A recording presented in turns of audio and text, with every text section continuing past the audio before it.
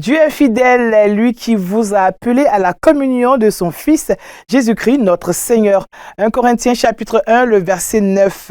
Je vous retrouve avec beaucoup de joie pour cette nouvelle édition de l'information sur Espérance TV. Shalom à tous. Au sommaire de ce journal, l'appel à la réconciliation du 31 août 2024, lancé par le bishop Benjamin Boni, président honoraire de l'Église méthodiste de Côte d'Ivoire, continue de toucher les cœurs. La communauté méthodiste d'Abia Koumassi a célébré le dimanche 6 juillet 2025 les retrouvailles et la réconciliation entre les fils et filles de ce village. Une cérémonie présidée par le bishop Séraphin Anomoudé. On en parle dans quelques instants. L'organisation des conducteurs des classes méthodistes était à l'honneur le week-end dernier selon le calendrier ecclésiastique méthodiste et c'est le village d'Aouya dans le district de Jacquesville qui a abrité la 15e édition des festivités qui se sont soldées par la présentation du bilan de cette organisation. C'est officiel, la SEMCOM, la Semaine nationale des communicateurs, aura bel et bien lieu du 22 au 27 juillet 2025 dans les districts de Dabo et de Toupa.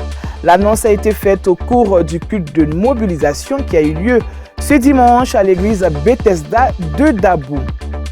Baccalauréat 2025 en Côte d'Ivoire, les résultats sont connus depuis ce lundi. Le taux de réussite progresse à 40,15% contre 34,17% en 2024. Mesdames et messieurs, shalom et bienvenue au journal sur Espérance TV. Nous démarrons avec l'actualité au niveau de l'Église méthodiste de Côte d'Ivoire et nous nous intéressons au culte de réconciliation et de retrouvailles à Abia Koumassi, célébré le dimanche 6 juillet 2025.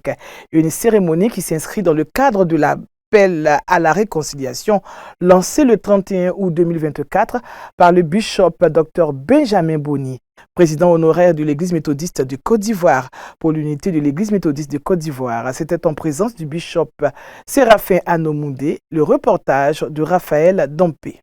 Ton frère qui est à côté de toi, ta sœur qui est à côté de toi, tu lui fais à tout dans le Seigneur.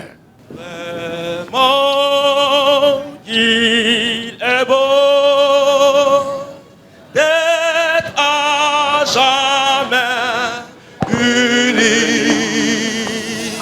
Ce geste est un symbole fort d'amour, de réconciliation pour faire taire les querelles et les divisions, un des rares moments que Dieu a offert gracieusement à la communauté méthodiste Ebenezer d'Abia Koumassi afin de célébrer l'unité retrouvée après 16 ans de séparation. Raison pour laquelle un engagement formel a été pris en ce jour de retrouvailles et d'action de grâce devant les autorités ecclésiastiques, administratives et les gardiens de la tradition des villages Abia, témoins oculaires de ce symbole. Pour nous, peuple méthodiste d'Abia Koumassi, nous prenons l'engagement de travailler, de fortifier l'héritage que nos parents nous ont laissé. Il n'en est rien d'autre que l'église méthodiste d'Abia Koumassi. Ce culte s'est articulé autour du thème « L'ère de la restauration et de la délivrance » selon 2 Corinthiens chapitre 5, versets 19 à 20. L'occasion s'y prête, le député maire de Marcory, l'honorable Abi Raoul, après avoir félicité le bishop Séraphin Anomoudé pour sa brillante élection à la tête de l'église méthodiste de Côte d'Ivoire, lui a demandé de porter les élus locaux en prière pour mener à bien la destinée de leur village. Nous avons longtemps été un peuple croyant, très croyant, et c'est tout à fait légitime qu'après 100 ans d'évangélisation, que les agents soient à la tête de nos églises. Je voudrais souhaiter bon vent au pasteur et les élus agents. Nous sommes très fiers de lui. Qu'il continue à éclairer les Tchagba, à leur donner des conseils. Plus qu'un simple moment de retrouvailles, ce culte solennel est la célébration de la victoire de l'amour fraternel afin de travailler ensemble pour un résultat optimal à la gloire de Dieu. Et je voudrais déjà me tourner vers la mémoire du très révérend Philippe Adjoubi, qui en son temps déjà nous avait mis en mission. Tous les frères qui semblaient ne pas être d'accord se sont mis ensemble et main dans la main, nous avons vu ce que nous devons voir et le Seigneur a fait son œuvre.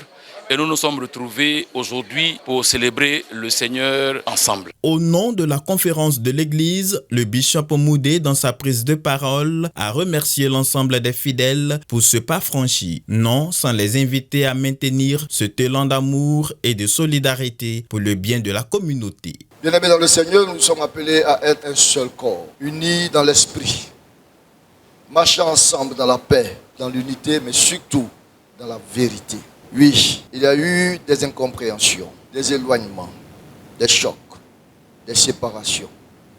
Mais aujourd'hui, nous avons ensemble choisi de regarder l'avenir avec foi et espérance. En vérité, l'amour entre les chrétiens est un signe pour les non-croyants. Quelle image leur donnons-nous? Le peuple d'Abia Koumassi, réconcilié avec lui-même et son Dieu, est désormais formé pour être artisan de paix et de fraternité dans sa marche vers le royaume céleste avec pour chef Jésus-Christ. Toujours à Abia Koumassi, les fidèles venus d'horizons divers sont célébrés avec face à ce temps de réconciliation. Un moment gravé dans la mémoire collective des habitants de ce village. Raphaël Dompé et Guy Aloka. La date du 6 juillet 2025 restera à jamais gravée en lettres d'or dans les annales de l'histoire du méthodisme à Abia Koumassi. Et pour cause, cette date a été choisie pour la grande communion de l'unité retrouvée. C'est une population en liesse qui a accueilli les autorités de l'église méthodiste de Côte d'Ivoire avec à leur tête le bishop Séraphin Anomoudé. Ça nous a fait vraiment chaud au cœur de retrouver les frères qui, entre-temps, nous sommes séparés durant un bon moment et nous pensons que la réconciliation sera donc, cela va s'étendre également à toutes les autres églises sœurs qui sont dans ce cas-là. Je suis heureux de ce culte, c'est une culte de retrouvailles et de réconciliation. Vous savez, on était tous ensemble, on s'est séparés pendant 17 ans, ce n'est pas intéressant. Aujourd'hui, le culte a été fait, nous sommes heureux et tout ça, c'est la gloire de Dieu. Je pense que Dieu va mettre sa main dedans et que tout va bien se passer. Désormais, le ministère de la réconciliation tant prôné par le Christ se réalise ici à Abia Koumassi. Nous croyons qu'avec le Seigneur, nous irons loin. Et dès maintenant, la Côte d'Ivoire aussi sera impactée par cet esprit de réconciliation, de paix, eu égard aux élections qui arrivent. L'arrivée de cet homme de foi, le bishop Séraphin Anomoudé, président de l'église méthodiste de Côte d'Ivoire, a été marqué par un moment de ferveur et d'émotion au sein de la population locale. Pour l'histoire, c'est ce bâtiment du doyen Feu Nathanaël Amonkakou, ex-prédicateur de l'église, qui servait de lieu de culte pour la communauté méthodiste unie d'alors, de janvier 2014 à juin 2025, devenue aujourd'hui église méthodiste de Côte d'Ivoire, symbole de foi. Je me rappelle du décès de ma mère et de mon grand frère, mon frère aîné. J'ai été obligé de recourir à Biabeti pour leur rendre un hommage digne de leur nom. J'étais touché. C'est l'émotion pour moi aujourd'hui de retrouver tous mes frères et sœurs de l'église méthodiste. Et c'est pour cela que je voudrais profiter pour dire merci au bishop honoraire, le bishop Benjamin Boni, et son fils, le bishop Séraphin Mondé, qui, avec sagesse, avec patience, ont pu ramener tous les fils et filles d'Abia Koumassi à se retrouver. À présent, les regards sont résolument tournés vers l'avenir. Les frères et sœurs autrefois séparés se donnent la main d'association et décident de regarder dans la même direction. On espère, avec la prière, retrouver nos frères de Dabou. Nous allons travailler dans ce sens, continuer de réfléchir et puis permettre à l'Église de trouver tous ses enfants. Parce qu'il est bon et c'est vraiment avantageux que tous les fils et filles de l'Église se retrouvent pour partager ensemble ce temps d'adoration. C'est notre mission sur cette terre des hommes. Ce jour festif s'est achevé par une parade en fanfare dans la principale artère du village. Comme pour dire, nous sommes un dans un lien d'amour, unis en Christ, l'espérance du monde. Je vous le disais en titre, le rideau s'est refermé sur la 15e édition de la journée de l'organisation des conducteurs lors du culte de clôture qui a eu lieu le dimanche 6 juillet dernier en présence du secrétaire de la conférence méthodiste, le très révérend Michel Lobo. À cette occasion, le bureau de l'Organisation nationale des conducteurs a dressé le bilan de ses activités. Constant Kwame et Emmanuel Abalé. Près de Jacquesville, temple méthodiste d'Ahuia, c'est ici que s'est déroulé le culte officiel de la journée de l'organisation des conducteurs et conductrices des classes méthodistes. Un temps d'action de grâce et de reconnaissance meublé par une série d'allocutions et de récompenses. En prélude à ce temps festif, le révérend pasteur Essoapa Jacob, au menu des conducteurs, a invité les conducteurs à être des bergers à l'image de Jésus-Christ pour une église méthodiste plus solide. Le bon berger est celui qui prend soin de la brebis blessée, à l'image de Jésus, le bon berger. Dites-moi, est-ce que vous êtes vraiment des bergers à l'image de Jésus? Cherchez pour les brebis perdues, soignez pour les brebis blessées. Un message bien enrichi qui sera appuyé par l'émissaire du bishop Séraphin Anomondé en la personne du très grand pasteur Lobo Michel, secrétaire de l'église méthodiste de Côte d'Ivoire, par ailleurs président de ce culte officiel. Quand sonne l'heure des récompenses, ce sont les circuits de Mboko et de Jacquesville qui se démarquent des différents concours organisés la veille. Pour eux, au-delà de cet esprit de communion fraternelle, l'église méthodiste de Côte d'Ivoire doit redorer son blason et cela passe nécessairement par une action de leur part. Cette 15e édition a été une très bonne édition. J'ai trouvé cela génial. Dans tout l'ensemble, c'était bon. Nous lançons cet appel à tous les conducteurs qui se souviennent de l'engagement que nous avons pris. C'est devant le Seigneur, nous n'avons pas pris l'engagement pour le bishop, ni pour qui que ce soit. Nous sommes tous appelés pour servir le Seigneur. L'organisation des conducteurs et conductrices des classes méthodistes n'a pas oublié de remercier le district de Jacquesville, représenté par sa très révérende et son PL adjoint. Présent à cette cérémonie, le vice-président du conseil des laïcs de l'église méthodiste de Côte d'Ivoire, Jean-Louis Louédon, n'a pas manqué de saluer la bravoure des conducteurs, non sans inviter les jeunes adultes à intégrer leur rang. Nous appelons tout le peuple de Dieu méthodiste vraiment à s'inscrire pour être des conducteurs. Parce que c'est un travail noble, c'est un travail vraiment qui va pérenniser vraiment l'œuvre de l'évangélisation, vraiment encadrer, suivre vraiment les fidèles. Adrien Kouadjo, président de l'ONAC, a félicité les représentants des 22 délégations venues depuis le 4 juillet pour cette manifestation. Toutefois, il a souhaité que la ferveur autour de la dite journée soit encore plus enthousiaste. Il faut dire que nous avons été satisfaits. Nous avons vu un peu l'engouement des conducteurs et conductrices des classes méthodistes venus de partout la Côte d'Ivoire, de tous les districts. Nous disons merci à tous ceux qui nous ont aidés, qui ont contribué à la réussite de cette activité. Rendez-vous est pris dans le district de Gagnoa pour la 16e édition de la Journée nationale des conducteurs et conductrices des classes méthodistes. Toujours à Ahuia, dans le district de Jacquesville, au menu des activités prévues par l'organisation des conducteurs, des visites fraternelles, des prières aux malades et des activités récréatives. On retrouve Emmanuel Abalé et Constant Kwame pour le compte-rendu. Votre visite ce matin me fait sentir une énergie que je ne peux pas expliquer. Je sens que Dieu est dans ma maison ce matin, comme d'habitude. Comme Mme Bonnie Odette, les témoignages de guérison et de manifestation de cet esprit étaient légion lors de la visite de l'Organisation nationale des conducteurs aux familles vulnérables à l'occasion de la 15e édition de la journée qui leur est dédiée. C'était à Ahuia, dans le district de Jacquesville. Munis de kits alimentaires, ils ont sillonné les maisons des habitants de ce village pour apporter réconfort et prière. Monsieur Akanji, paralysé depuis 13 ans, après un accident, a miraculeusement marché et c'était émouvant.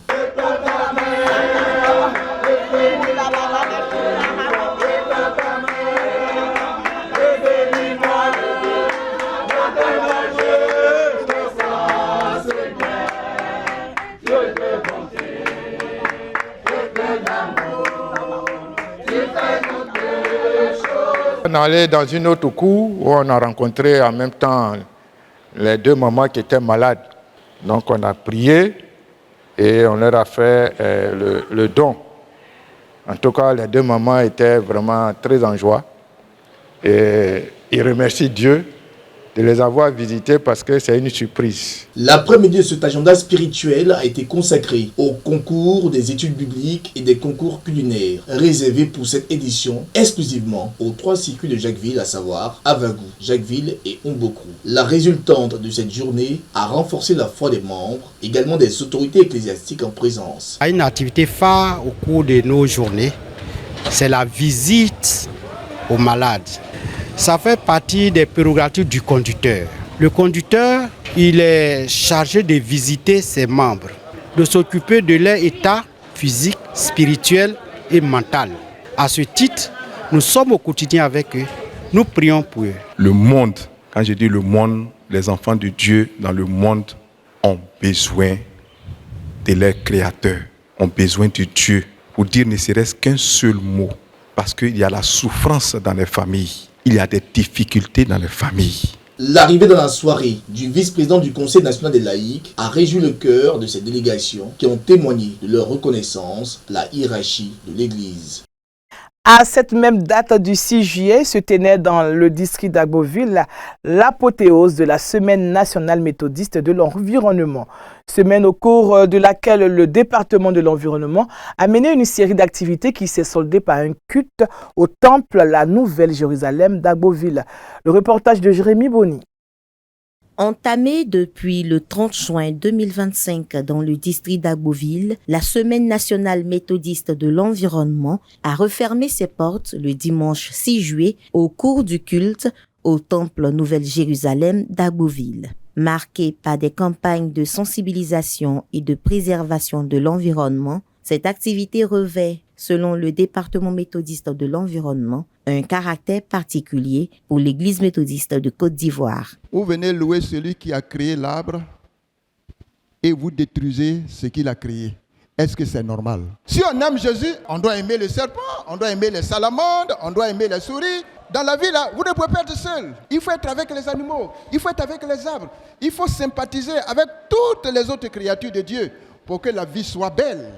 Ce culte a également été marqué par l'installation du nouveau bureau du département de l'environnement dans le district d'Agboville et des distinctions. Au début de notre action, on a dû installer juste un petit comité de réflexion au nombre de 30. Nous venons d'être installés officiellement pour repenser cette nouvelle phase.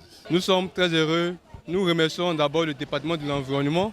Nous sommes très fiers parce que tout s'est bien passé. Pour cette session, ça fait grandir aussi l'image du ministère de l'Environnement. Représentant le ministère en charge de l'Environnement, Dr Didier Gbocho a félicité l'Église méthodiste de Côte d'Ivoire pour cette belle initiative et a invité les fidèles à adopter des comportements éco-citoyens. Les fidèles méthodistes se sont lancés dans cette campagne de sensibilisation. On ne peut que les féliciter et les encourager à continuer dans cette lancée afin que dans les années à venir, nous puissions laisser aux générations futures un environnement où il fait bon vivre. Pour le district ordinaire d'Agboville, cette action doit être pérenne. Dieu que nous adorons est un Dieu saint et que nous devons effectivement l'adorer dans un environnement sain. Nous devons, en tant que chrétiens, avoir un comportement chrétien, c'est-à-dire à respecter la créature de Dieu. Encore une fois, au nom du bishop Moudé Séraphin, nous voulons vraiment vous saluer, vous féliciter pour le travail abattu. Dieu seul vous rendra au centuple. Vous tous qui avez eu l'intelligence et la sagesse d'intégrer l'environnement, souffrez que je vous dise infiniment merci. Que tous nos vœux de réussite totale vous accompagnent dans cette mission. À la faveur de cette semaine d'activité, des outils de travail ont été distribués afin de joindre l'acte au conseil de sensibilisation. Rendez-vous est pris l'année prochaine dans le district d'Alépé. C'est officiel, la SEMCOM, la Semaine nationale des communicateurs, aura bel et bien lieu du 22 au 27 juillet 2025 dans les districts de Dabou et de Toupa. L'annonce a été faite au cours du culte de mobilisation qui a eu lieu ce dimanche à l'église Bethesda de Dabou. Esther Palais.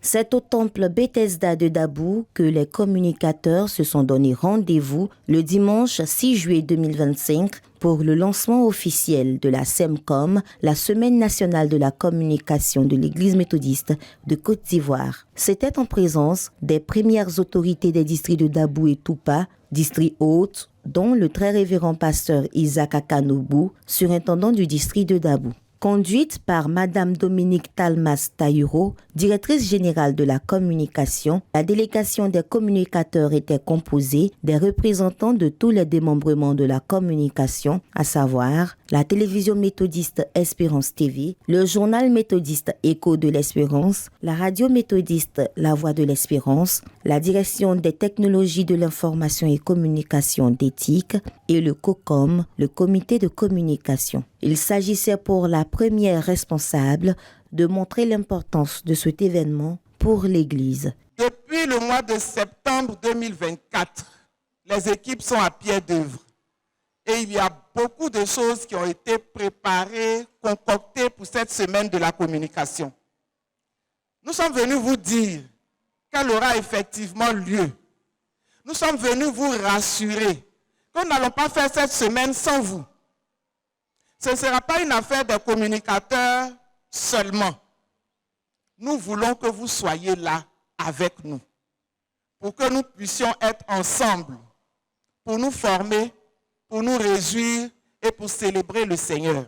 Cette grande rencontre qui débutera dès le 22 juillet avec des campagnes d'évangélisation éclatées dans les districts de Dabou et Toupa s'étendra jusqu'au 27 juillet avec des activités axées sur la formation autour du thème « Évangéliser en tout temps et en tout lieu, Dabou et Toupa ». Montrons Jésus au monde. À la faveur de la journée des conducteurs célébrée également ce jour, les fidèles réunis en classe méthodiste ont manifesté leur joie dans des tenues traditionnelles, symboles de cohésion et expression de la diversité culturelle de l'Église méthodiste de Côte d'Ivoire. Vraiment, aujourd'hui, on a montré que n'importe qui peut parler de Jésus. N'importe qui peut entendre parler de Jésus. Pour la semaine de SEMCOM 2025, n'est-ce pas que c'est une bonne initiative de digitalisation pour pouvoir permettre à tout un chacun de savoir que le salut du monde est en l'Église et surtout en la croyance de Jésus-Christ. Et c'est ce que nous avons démontré aux yeux de tout le monde, que nous avons nos coutumes, que nous ne pouvons pas les rejeter. C'est très important pour nous. Avec une participation de 25 000 francs CFA par personne, les amoureux de la communication sont attendus à leur grand rendez-vous annuel pour une communication qui impacte et qui gagne des âmes au Seigneur Jésus. Justement, à propos de la SEMCOM, la révérende Aurélie Niagne, surintendante déléguée du district de Toupa, a saisi cette opportunité pour galvaniser et mobiliser ses troupes pour la réussite de cet événement tant attendu. Les images. Communiquer, c'est véhiculer un message, transmettre un message. Dabou Toupa, nous pensons que c'est Dieu qui fait ce choix pour qu'au travers de ce district, ce grand district scindé en deux pour être plus efficace, le message qui sauve, le salut donné au monde par Christ, qui est la communication parfaite, nous soit donné. En ce jour, nous sommes déjà en train de préparer la mobilisation parce qu'on a besoin de moyens. L'évangélisation coûte.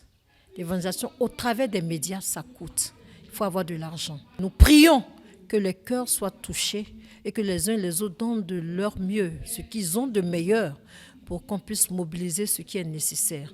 Je lance en même temps un appel à toutes nos églises, les églises du district de Toupa. Bien-aimés dans le Seigneur, une des branches de bâtir, c'est ça, contribuer pour que ceux qui n'ont pas de moyens, mais qui ont le verbe, qui ont l'onction, qui ont la capacité de communiquer Jésus au monde, soient accompagnés par ce que nous avons.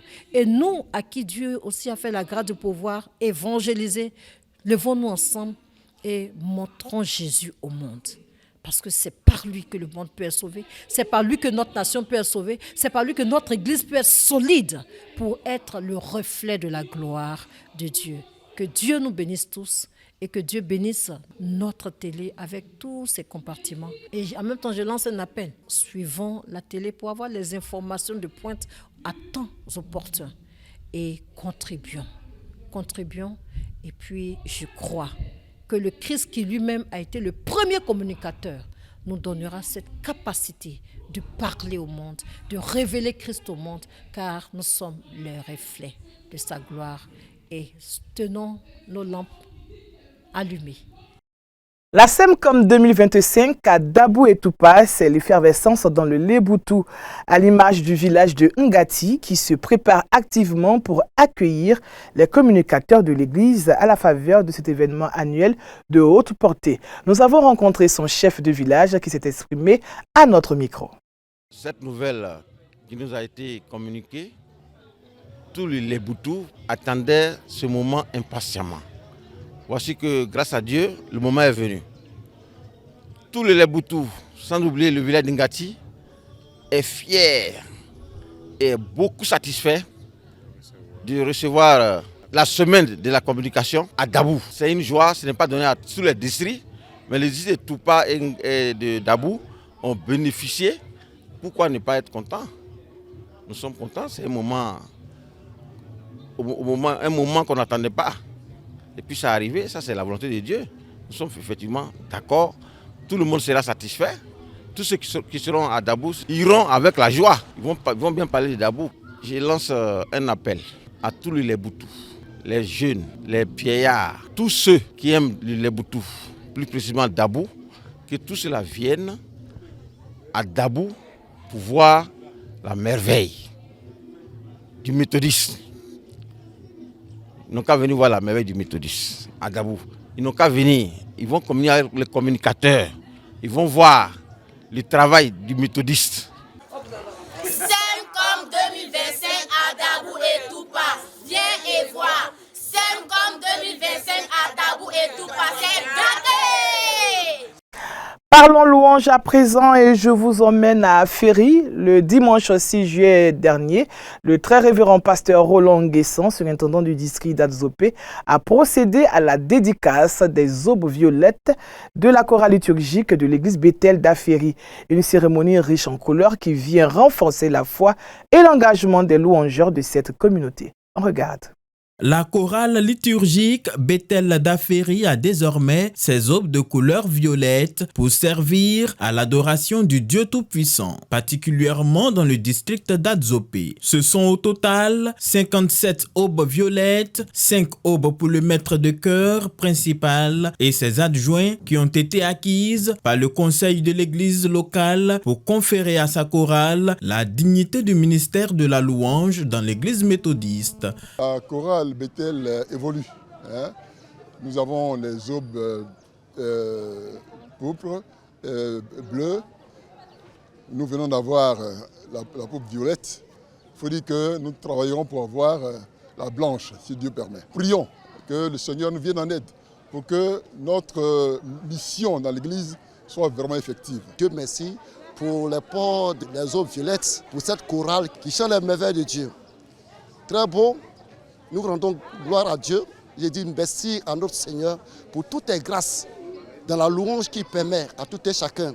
C'est le très révérend pasteur Roland Nguesson, surintendant du district d'Adzopé, qui a procédé à la consécration de ces aubes dans le recueillement, non sans donner le sens de cette couleur liturgique. La couleur violette, c'est le symbole de la souffrance, des épreuves. Or, nous savons que partout où nous sommes, la joie et les épreuves sont toujours ensemble. Et les violettes nous rappellent beaucoup de choses, la vie de Jésus qui a connu à des moments donnés des difficultés ce temps-là. Et ce temps-là est aussi partagé avec son église. Officiante du jour, la révérende pasteur Nadège Bossé a instruit les choristes et l'ensemble des fidèles sur la puissance du manteau afin de révéler le caractère sacré de cette tenue sacerdotale pour le louangeur. Ça prouve que nous franchissons des étapes et ça prouve que notre marche avec le Seigneur est guidée pas à pas par lui-même. Ce revêtement spirituel, tous nous en avons le droit. Quitte à nous de poser les actes concrets pour pouvoir recevoir ce revêtement-là. Poser des actions puissantes pour l'évangélisation et pour encore remplir la maison de Dieu. Cette cérémonie solennelle sonne comme un appel à la propagation de l'évangile pour chanter la victoire d'une église des vainqueurs dont Jésus-Christ est le chef. Rappelons que ce jour de dédicace a été célébré conjointement avec la journée des conducteurs des classes méthodistes.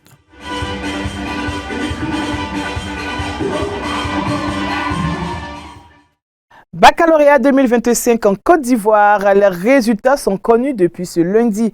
Le taux de réussite progresse à 40,15%. Sur les 332 515 candidats présents, 133 518 ont été déclarés admis, soit un taux de réussite national de 40,15%. une hausse de 5,98 points par rapport à 2024 où les résultats étaient de 34,17%. Ce progrès notable est salué comme un signe encourageant des efforts conjoints des acteurs de l'éducation. Nos reporters nous font revivre l'annonce des résultats au lycée Sainte-Marie. 133 518 élèves ont décroché le premier sésame qui est le baccalauréat session 2025 à l'issue des proclamations des résultats le lundi 7 juillet 2025. Dans une perspective axée sur le genre, sur 167 028 filles présentes, 68 883 sont admises, soit un taux de succès de 41,24% chez les filles, contre 39,06% chez les garçons, où 64 635 sont admis sur 165 487 candidats présents. Au lycée Sainte-Marie de Cocody, la joie était à son comble. Les candidats, accompagnés de leurs proches, n'ont pas caché leurs émotions. Gloire à Dieu, lui dit vraiment merci. Voilà. Nous aussi qu'on voyait au futur là, on a eu bac, une fois bac, vrai bac là. On a eu les deux. Ils ont dit que l'un n'a pas bac deux fois, que bac là c'est une fois, que si tu as eu blanc, tu n'auras pas vrai. On a eu les deux, il y a eu les deux. On a compté sur nous, regarde. On a compté sur Dieu, on a eu. C'est tout, il n'y a pas beaucoup de trucs. Ils sont à 1, d'accord. Le bac. Je suis tellement contente.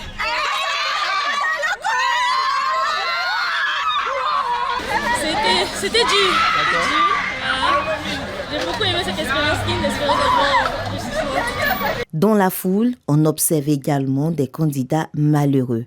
Si le lycée Sainte-Marie est réputé pour être un établissement confessionnel public d'excellence, cet esprit a sans doute influencé les candidats qui ont fait de bonnes performances, à en croire les responsables de cet établissement. Les statistiques, nous avons pour H1 100%, et pour H2 nous avons 86% et H3 nous avons 90%. Le taux d'admission au baccalauréat pour ce qui concerne l'année scolaire 2024-2025 est évalué à 40,15%, soit une progression de 5,98 points par rapport à 2024 qui affichait 34,17 points. Les éventuelles réclamations et retraits des notes sont possibles sur le site www.men-deco.org jusqu'au 10 juillet. Passé ce délai, les candidats n'auront plus de voie de recours. Félicitations à tous nos admis. Hors de nos frontières, à Gaza, mettre fin à la guerre est la priorité absolue de Trump. Le président américain Donald Trump a reçu Benjamin Netanyahou à la Maison-Blanche lundi soir pour discuter d'un possible cessez-le-feu entre Israël et le Hamas palestinien, lequel a dit avoir présenté le président américain pour le prix Nobel de la paix. Les images. Dîner de travail à la Maison-Blanche entre Benjamin Netanyahou et son allié Donald Trump. Au menu des discussions, la recherche d'un accord pour mettre fin à la guerre à Gaza. Dans la foulée de la trêve entre Israël et l'Iran, Trump, qui se rêve en faiseur de paix, souhaite obtenir un cessez-le-feu et la libération des otages à Gaza. Mais lorsqu'il est interrogé sur les obstacles qui entravent les négociations, il se contente d'une réponse laconique. Ils veulent une rencontre et ils veulent un cessez-le-feu. Steve, peux-tu répondre à cela ? Nous avons enfin l'occasion d'obtenir un accord de paix comme nous en avons discuté et je suis très optimiste pour que cela se fasse rapidement. La proposition américaine négociée à Doha comprend une trêve de 60 jours. Une période durant laquelle le Hamas relâcherait 10 otages encore en vie ainsi que plusieurs dépouilles en échange de la libération de prisonniers palestiniens. Mais le mouvement islamiste a réclamé des modifications, notamment sur les modalités de retrait des troupes israéliennes de Gaza et sur la reprise en main de la distribution de l'aide humanitaire par l'ONU. Des changements jugés inacceptables par Benjamin Netanyahou. Lundi soir, il a affirmé vouloir conserver le contrôle de la sécurité dans l'enclave et a suggéré une relocalisation des Gazaouis dans des pays voisins. Nous travaillons étroitement avec les États-Unis pour trouver des pays qui cherchent à réaliser ce qu'ils ont toujours dit, vouloir offrir aux Palestiniens un avenir meilleur. Et nous sommes tout proches de trouver plusieurs pays. Une proposition soutenue par Trump, mais largement rejetée par les Palestiniens et la communauté internationale, car le déplacement forcé de population viole le droit international. Pour l'heure, selon des sources palestiniennes, le principal obstacle à l'avancée des négociations est le refus d'Israël d'autoriser l'entrée libre et sûre de l'aide humanitaire à Gaza. Retour en Côte d'Ivoire et c'est une page nécrologique. Décédé le 21 mai dernier, Adolphe Ako Mambo, ex-président des laïcs du circuit de Koumassi dans le district Abidjan Sud, a été porté en terre le week-end dernier dans son village natal à Andé à Adzopé. Avant cela, ses familles biologiques et spirituelles lui ont rendu un hommage. Les images.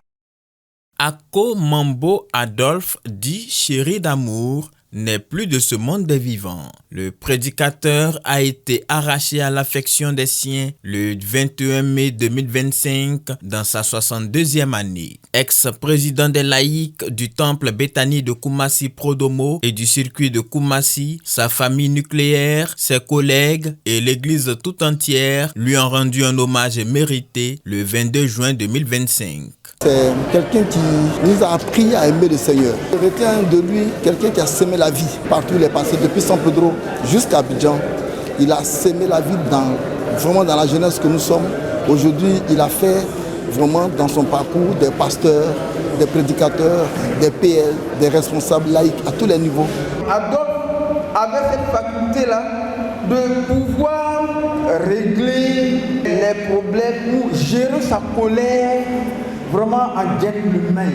Au réveil du 5 juillet dernier, son village natal Andé dans le district d'Adzopé a accueilli le corps sans vie de l'illustre disparu. Après un tour d'honneur au domicile familial, le temple Béthanie d'Andé a servi de cadre pour le culte d'inhumation du président des laïcs Ako Adolphe Mambo. Culte présidé par le bishop Séraphin Anomoudé avec la présence de Maître Simone Ako, présidente nationale des laïcs de l'église méthodiste et son adjoint. Lors de l'oraison funèbre, ses amis, ses enfants ont révélé son attitude d'avant-gardiste et son caractère d'homme conciliant. Pour Mambo Adolphe Ako, l'unité familiale était primordiale.